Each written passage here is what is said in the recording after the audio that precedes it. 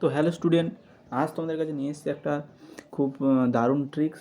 অর্থাৎ তোমরা কীভাবে 100 - 100 ডিভাইডেড বাই 100 - 100 কীভাবে তোমরা 2 প্রমাণ করবে, অর্থাৎ তোমরা কীভাবে এটা পসিবল করতে পারবে সেটা আমি আজকের এই ভিডিওতে দেখাবো।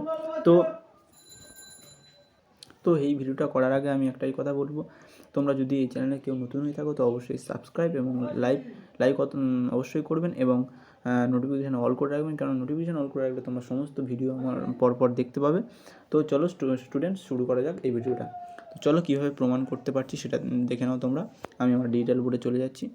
তো দেখো আমি ডিজিটাল বোর্ডে চলে এসেছি। তো 100 - 100 ডিভাইডেড বাই 100 - 100 কী করে তোমরা 2 করবে সেটা আমি ডিজিটাল বোর্ডে দেখাবো।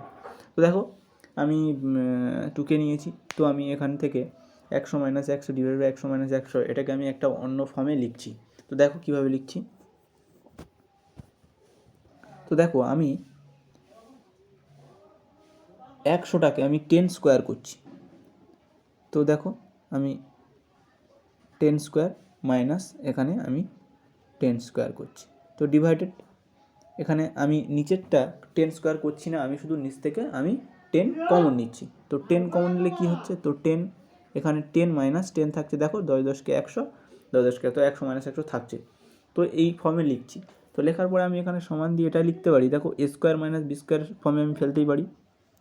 তো দেখো এখানে আমি এ প্লাস বি, এ মাইনাস বি রুলে ফেলে দিয়েছি। তো দেখো 10 + 10 ব্যাকে 10 - 10, তো গুণ করলে তো অবশ্যই এটা হবে।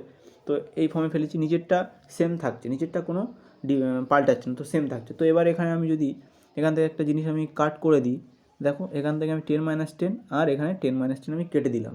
তো কেটে দেওয়ার পর কী আসছে, দেখো কেটে দেওয়ার পর এখানে 10 + 10 এখানে 20 থাকছে আমি ওপরে, মানে ওপরে। আর ডিনোমিনেটরে কী থাকছে এখানে, অর্থাৎ ডিভাইডেড যেটা আছে সেটা 10 থাকছে। তো এখানে এই 10, তাহলে 10 দুকানে কত হচ্ছে 20।